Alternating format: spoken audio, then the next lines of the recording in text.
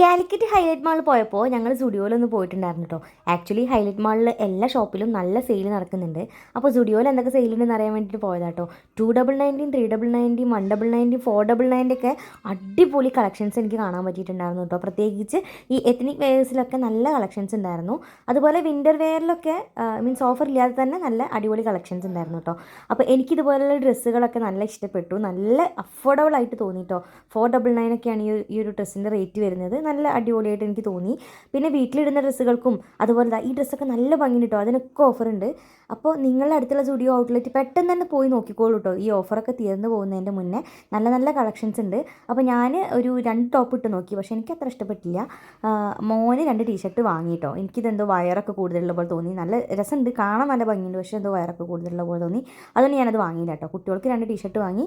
പിന്നെ ഇതിൽ ജ്വല്ലറീസൊക്കെ വന്നിട്ടുണ്ട്. അപ്പോൾ അടിപൊളിയായിട്ട് തോന്നി. അപ്പോൾ അടുത്ത വീഡിയോയിൽ കാണാം.